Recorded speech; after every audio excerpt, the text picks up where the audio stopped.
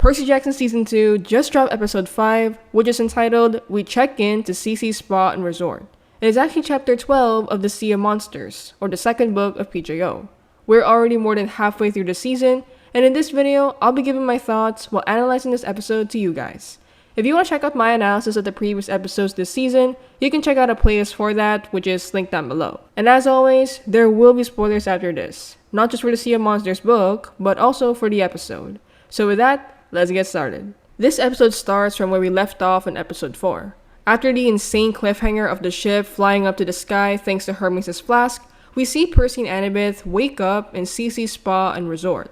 This episode started with them immediately here on this island, but this was kind of different in the book. In the book, we see Percy wake up on a raft with Annabeth before they arrive on Cece's island. So I guess the show decided to speed things up a bit and make them be on the island already, which is a good change on their part. As Percy and Annabeth walk around the island, they came across Hilla, and I absolutely love that they kept this part of the book. Hilla Ramirez-Arellano is a minor character in the PJO books, but she plays a much bigger role in the Heroes of Olympus. In that series, we learn that Hilla becomes the leader of the Amazons, or a group of female warriors in Greek mythology, and we also meet her sister, Reyna. Reyna is also a major part of the Heroes of Olympus, as she would go on to be the praetor of Camp Jupiter. But going back, we soon get our first look at Circe, or Cece, a powerful sorceress from Greek mythology, and the show changed a lot of stuff about her character. So let me explain. In both Percy Jackson lore and mythology, Circe was known to be a sorceress whose island was visited by travelers or sailors, who were, especially around that time, a lot of men, and she would bring them to dinner only to spike their food with potions so that they would turn into pigs. This is exactly what she did in the Odyssey, or an epic Greek poem by Homer, which is actually a text that Riordan references throughout the Sea of Monsters book. The Sea of Monsters itself is also a place in the Odyssey, as it follows Odysseus' journey through the seas to get back home to his wife and son. Going back to Circe though, the common question about her is, why the heck did she turn these men into pigs in the first place? And that's a very valid question I've asked myself for a while now, because there's no clear answer to it in mythology. Instead, it's left up to a lot of modern retellings and stories, and they usually circle around two things. First, Circe is just a sadist who hates men, or she was just used as a plot device because Odysseus needed to have another obstacle. And second, and this is the more common one, is that she turned these men into pigs because, in the past, a lot of men have tried to hurt her, or just wanted to use her island's resources.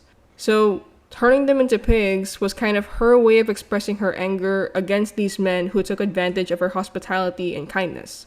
In the Sea of Monsters book, it's pretty clear that Rick wrote her into this character who cursed men because she hated that they got all the glory all the time, and how she likes being powerful because it makes others bend to her will. Alongside this, she hires all of the women who arrive on her island and train them into sorcerers so that they can also manipulate men in the future.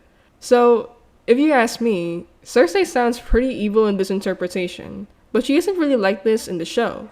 In the show, we see Circe as someone who helps demigods on quests, even mentioning how her fatal flaw was empathy because she always likes helping people.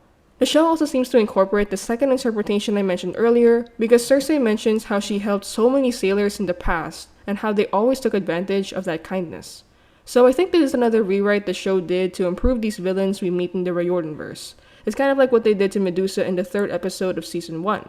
They made us realize that she was the victim this entire time, whereas in the book, Medusa just tried to kill them. And I really like these edits. Going back to the plot though, one thing that's clear about this episode is that they combine two major events in the book.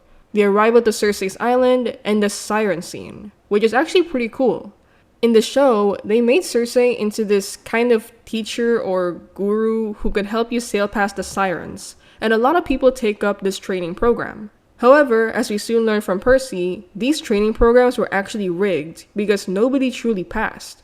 Circe tricked people into thinking that they can still pass the training, when in fact they can't, which leaves them trapped forever on this island. Now, this is insane, especially since this was not in the book at all. But what's even more interesting is that Circe mentions that she was banished into this island by the gods. She even points out that she's the only one on this island who can't leave, and that's something she never mentioned in the book. We just know that she lives on this island. But I did a bit of digging, and I found out that some sources do say that Circe was banished on this island by her father Helios. Helios is a titan of the sun, and some sources say that he banished Circe into this island because Circe apparently killed someone, while other sources explain how the gods exiled her here because of her sorcery. Either way though, Circe is a powerful sorceress. She may have done something messed up in the past, or the gods must have just wanted to contain her here on this island. And using this idea of exile for Circe, the show seems to hint on the fact that she traps people here so that she would have company, because otherwise, she would be left all alone. And how they always leave you behind. Treat you like an obstacle they have to pass. I just remember what it was like to not have any friends. So I get why you want to keep people here. Her story is actually really similar to Calypso, another titaness we met in the series. Both Circe and Calypso were banished into islands by the gods and craved connection with others. And interestingly, both of them were romantically linked to Odysseus. Well, only if you want to call that a romance, because there's also a lot of messed up interpretations on the relationship Odysseus had with both Circe and Calypso, which is another story for another time. I don't know, will I make a video on the Odyssey someday?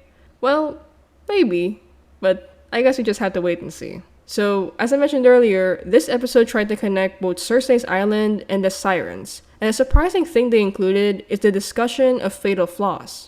In the real universe, a fatal flaw is a weakness that everyone has, and we learned this in the Sea of Monsters, specifically after Percy and Annabeth escaped the Sirens.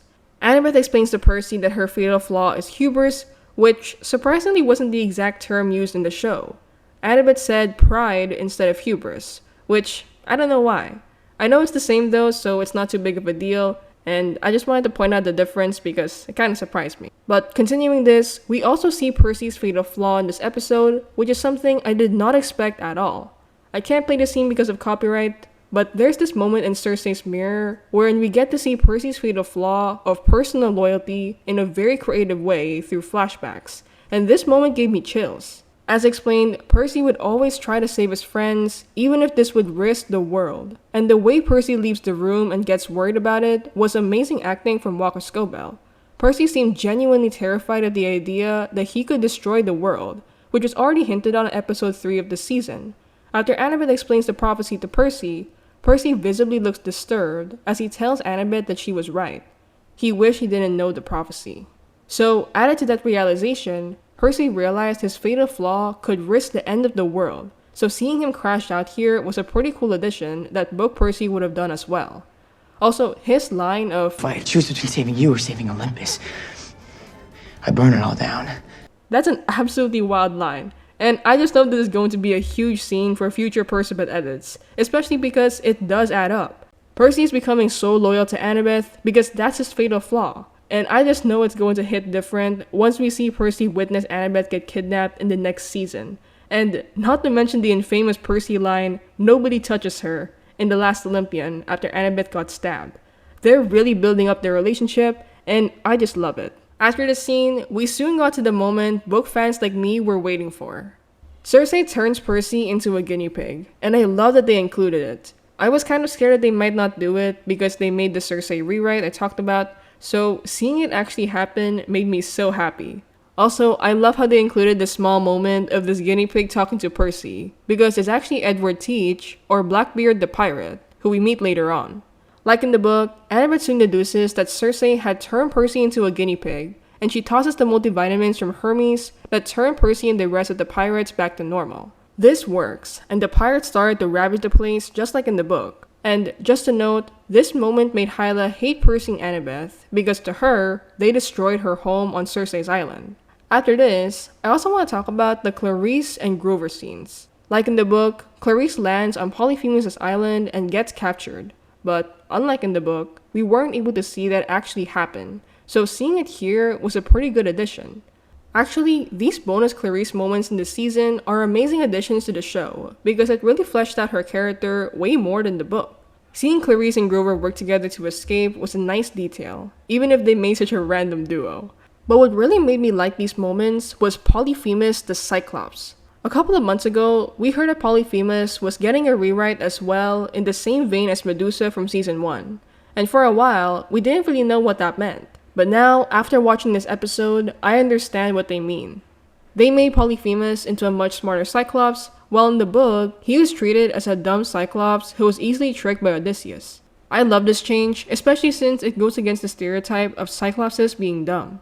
And now, we of course had to talk about the sirens. The sirens didn't really look like how I imagined them, but they look amazing, and the show changed it up a bit, specifically how Percy and Annabeth handled the situation.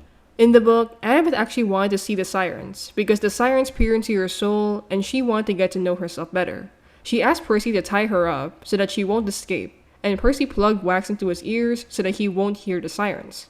However, Annabeth got too caught up in the vision that the sirens gave her, and she managed to use her dagger to cut the ropes and free herself. She swam to the island, and Percy ran after her. He tried to pull her back to the boat, but Annabeth kept trying to fight him off. When Percy first touched Annabeth during this moment, he suddenly saw the vision Annabeth was chasing after. He saw a world Annabeth had designed, with her mother Athena, her father Frederick, and a Luke who didn't turn evil. They were having a picnic together, and all was well. This reflected Annabeth's fatal flaw of hubris, because she believed that she could achieve this future on her own, when in reality, it's way more complicated than that. Annabeth kept trying to fight Percy off, and Percy soon had the idea of pulling her into the water. This was to ensure that she didn't hear the sirens anymore, but there was a big problem. Unlike Percy, Annabeth can't breathe underwater, so Percy made an oxygen bubble for the two of them, and he held her as she cried. Annabeth practically sobbed into his shoulder as she finally broke away from the siren spell, and this was such an iconic Perciveth moment that so many fans like me wanted to see it on screen, but we didn't get it in this episode. We see Percy save Annabeth at the last second, and they cut immediately to them back on the boat.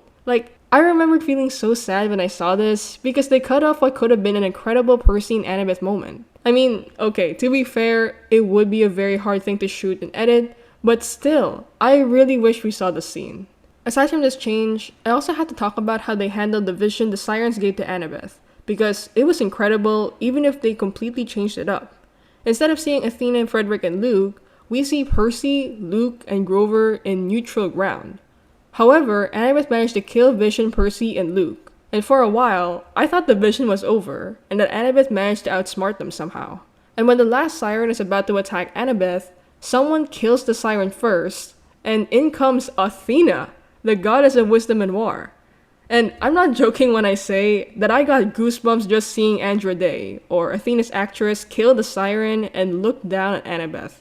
My jaw was on the floor. I knew she got casted last year, and I heard she was going to appear in season 2, specifically during the siren scene as well, but not really like this. I thought she was just going to be seen in the Vision version of the book, so seeing her here save Annabeth was incredible. But it turns out that this wasn't Athena, and it was actually part of the vision that Annabeth had from the sirens. I was so shocked at this, and Percy saves Annabeth at the last second. This was absolutely insane. And honestly, that was incredible, especially for a scene completely new to the book. I actually really like this version too, because it highlights not just Annabeth's hubris through showing that she believed she can unite all sides and save everyone like Percy and Luke, but at the same time, it also shows that she wants her mother's attention and approval, something that we actually hear her say to Cersei. Annabeth mentions how she's more scared of failing her mother than dying, and this was actually a pretty good detail. In the books, Annabeth's relationship with her mother is very complicated. She would sometimes be proud of her mother and use the Yankees cap proudly as a gift from her. On the other hand, Annabeth would also be frustrated with Athena because Athena did not approve of her dating Percy, because Percy is the son of Athena's rival Poseidon. Annabeth and Athena also had a pretty horrible argument in the Mark of Athena, or the third book of the Heroes of Olympus, and this conversation led to Annabeth feeling alone and scared for her life, as her mother ordered her to go on a death quest to find, well, you guessed it, the Mark of Athena. It's clear that Athena values Annabeth in some way as her daughter, but it's also very subjective at times, and this was made pretty clear in the first season of the show, specifically in episode 4, I Plunged to My Death. There, Percy, Annabeth, and Grover realized that sending Medusa's head to Olympus made Athena feel insulted, which is why even if they were in a safe sanctuary dedicated to Athena, the trio could still be attacked by Echidna or the Mother of Monsters. In this scene, it's pretty clear that Athena did not care about Annabeth if Annabeth displeased her, which adds up now in this scene. Annabeth wants her mother's approval, and even tells Percy that she wants her mother to notice her, which is so heartbreaking, but honestly really true. Even if we didn't get the underwater bubble scene, I have to admit, I like this moment with Percy and Annabeth. Percy reassures Annabeth, and even tells her that it's human to care about what her mother thinks. After this, the episode ends on quite a cliffhanger. Percy senses that they are nearing Polyphemus' island, and the episode ends there. Now, that was an incredible episode. The only complaint I have is that we didn't see the underwater bubble moment, but overall, this is a pretty good episode. I think I'll give this one a 9.5 out of 10. Really good, and I'm even more excited for the next ones to come out soon. So how about you? What do you think of episode 5? Let me know in the comments down below.